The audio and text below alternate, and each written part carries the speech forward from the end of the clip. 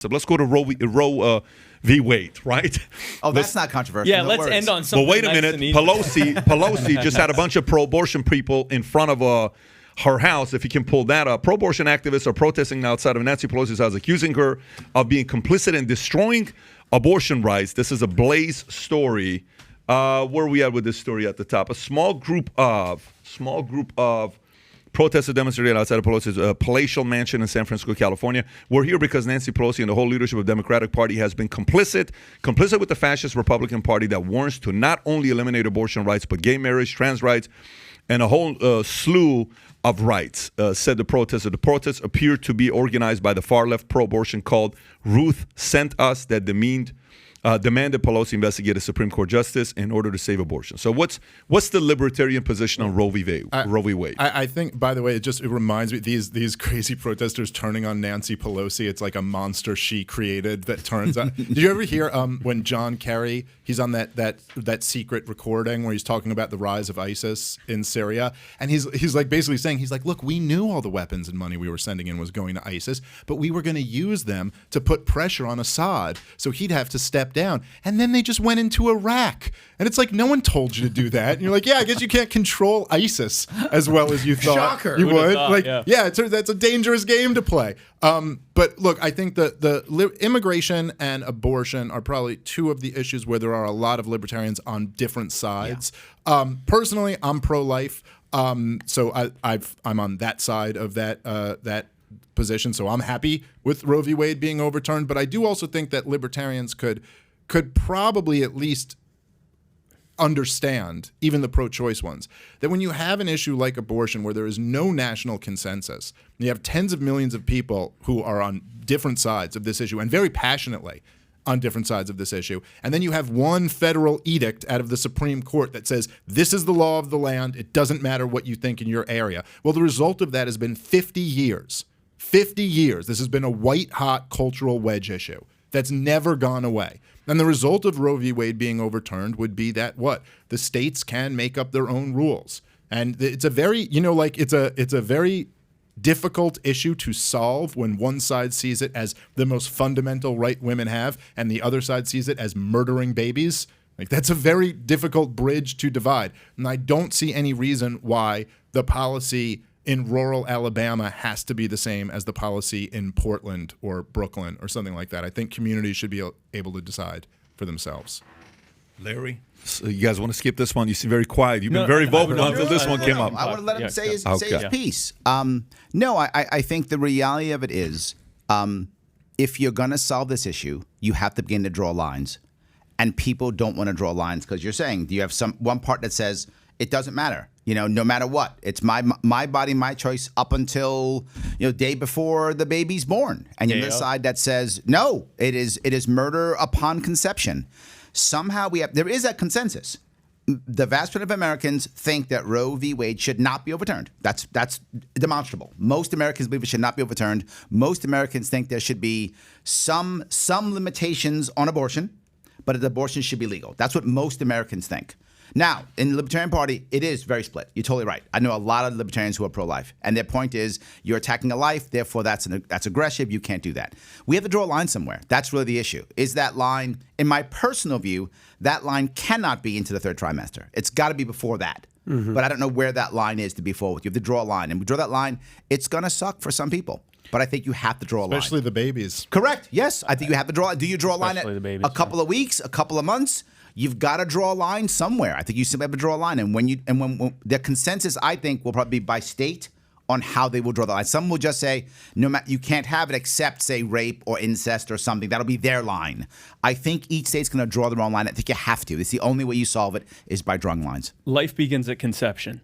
The question is, when does personhood begin? And that's the problem, even within the libertarian movement. Really, the argument within the libertarian movement is just a reflection of the argument in society, in America, and in every single, honestly, in many countries, is when does that personhood begin? When is this no longer an extension, just an extension of the mother, and when is this now an actual, its own human beings that should be have its rights protected? I personally consider myself pro-life. I think that abortion is more often than not gruesome and regrettable. I think that the talk of it just being this choice, I mean, we're talking about something that otherwise would have become a human being, whether we're talking about at the moment of conception or, as it's crowning, but before the actual birth has been completed. Mm-hmm. This is something that ultimately would have become a human. And I think that gets lost on the pro-choice side. What gets lost on the pro-life side is the war on drugs has created more drug use and empowered cartels to sell drugs, and has the government sponsoring drug cartels. The war on illegal immigration has led to the humanitarian crisis on the border and cartels being empowered and millions of people here illegally, both for good and bad reasons. The war on terror has led to the government sponsoring terror groups and terrorists taking over entire countries, like what just happened in Afghanistan. The war on poverty has led to a growing gap between those who have and those who don't, a permanentization of generational poverty. What did we think the war on abortion is going to look like? Yes, and that's not an open question. We can pretty easily guess. First of all, they're going to have to draw what that line is. Yep. It's likely, just for convenience, that the line is going to, because it's hard to verify anything else except conception. So it's going to get drawn likely at or near conception. But so now, possibly, I saw this picture the other day that's I think Spike you may like. So I saw this where scientists on the left are saying, "Look, there's atoms, there's life on Mars. This is awesome." Right? There's actual bacteria. We found life on Mars. Yes. And then on the right, no, that's not life. It's not a life. A person exists at birth. Wow. It's not inside the mother. Which is my That's point. why I'm validating him. I'm showing that for him. But I mean, it's just I used to be a pro-choice guy, and it was I started kind of changing my mind on it, and then it was after having kids that I really just completely changed and was like very pro-life. And it's even the argument of personhood. It's like, well, okay, I mean, if someone's in a coma and they're going to come out of the coma in 5 days, you could argue like they don't really have personhood in this moment, but you know what the future is going. No, I'm saying one could. They had personhood. No, I'm saying they had personhood. Well, what would make a fetus, even after conception, not have personhood? But here's the problem. They have a unique DNA. I mean, they have they're going to become a baby. They might be at a different stage of development. His point is all these things. You're right, but the point is to what you just. I wasn't disagreeing. No, with Spike. I actually agree with you on that. Yeah. What I'm focusing on, guys, can I just throw out a crazy idea? I'm the only guy, I guess, here who's. Can I just throw out a crazy idea? But I'm anti-abortion. So let me be clear. Fair enough. I want to. You have three men arguing with each other about abortion. We have a lady here. We'd probably want to get her opinion. That's the point. I don't see why. In general, and this leads to my question to Jessica and teeing her up, should men not even have a say in this? Should this be an all-woman decided issue? No, it's 2022. They're the ones that men carry can the have baby. babies. So should women be the ones deciding this, not a room full of men in a back office, old white men deciding what women need to do with their bodies? Listen, with those glasses you put on, what a gentleman you are. I'm trying to be a gentleman here. I was so Miss classy. Jessica, Miss Vaugn, what do you think? Well, I think abortion should have always been a states' rights issue. I don't understand why there needs to be some national oversight on the ethics for local communities on that. So, but also, what was the question you just asked? If men are allowed. Okay, well, obviously you can't procreate without men, so why should they not have equal? I'm just putting that out there. There we go. It's a weird thing as women have to carry the baby. Yeah, but when you're a father, like, okay, yes, that is true. Like women, it is biologically true that women go through a lot more to have babies. Mm-hmm. But the idea that the man has no stake. If like your kids, that's just a control. That's a control mechanism to shut you down. I was just going to say the Chappelle joke. Okay, well, if that's the case, then I guess we should be okay with deadbeat dads. They're making a choice not to be involved. I thought Chappelle's joke was the best to argue that. Last but not least, Trump. Well, I want to answer this one piece if I could. You can. I am pro-choice but anti-abortion. What does that mean? To your point, if I'm pro-life, I'm saying I want the government to make it illegal. If I'm saying that the outcome will be poor women will be punished. Yep. And I'm not about punishing poor women. That's the outcome. Ireland even slapped their ban on abortion because the wealthy women flew to London to get abortions and the poor Irish women got screwed.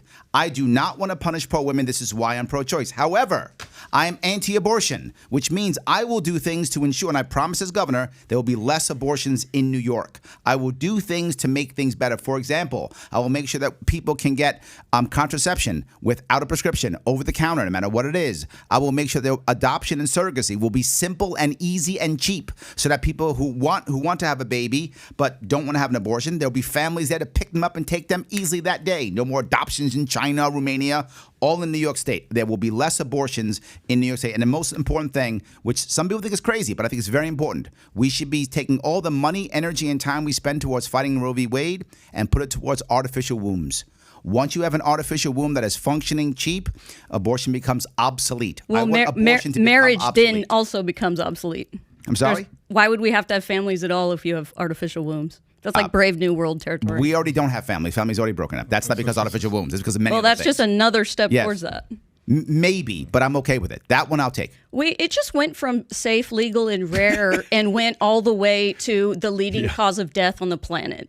Yeah, so Like that's the leading cause of death is abortion. Yeah, And they, the black genocide. There's a lot of things that can be said about that on how that came about years ago, on what the whole reasoning behind it is. Where if you really go and study the history of it, it's not a good history, by the way. It's almost like they want to keep that history quiet history. No, they do everything they can to not talk about Margaret Sanger speaking to the KKK about how reproductive. You make a very good point, and to help minimize towards marriage, I think there's been two people who have been heavily campaigning to influence single men to stay single. I think one of the biggest campaigners, her name is Jada Pinkett, and the other one is Amber Heard. So they've not been a big help towards that. But I think the lesson Scaring from the those crap out two of is guys. that it is, yes, make sure you don't marry someone like that. But there's, my message to guys is always like, I think marrying the right woman, which I'm fortunate enough to have done, is the best thing you could ever do in your life. But the thing is this, right? Crazy women like that, and this is crazy men too, for women out there, you will get red flags. The question is whether you're ignoring them or not. Exactly. There were a million red flags for all of the people in these relationships. They chose to ignore them. So it's just as simple as when you're dating someone, if they show you a red flag, maybe ignore one. By the second one, end it, and you'll be fine. Find yourself a good woman. Don't stay single. Libertarian dating advice. I have to. You got to have him on the podcast just to talk about dating advice. Hell yeah, you ready? I'll do it. I've been married 20 years from a girl I met actually in high school. And as part of my consulting, I actually have helped women in New York City get married. So I'm happy to have that conversation. That's a Medal of Honor nowadays. Correct, yes. 20 years is a Medal of Honor. Larry, can I book you? Absolutely, 100%. I've been married Father for 12. Sharpe. I've been married for 12 years, and no one, including myself, understands why my wife. It is. You outkicked your coverage. Is what you're saying. It's not even. It's What become day a did you joke get in married? the liberty What's your movement. anniversary? March 27th. Okay, got it. Yeah, I married up too. I'm with you. I married up. So if you like this clip and you want to watch another one, click right here. And if you want to watch the entire podcast, click right here.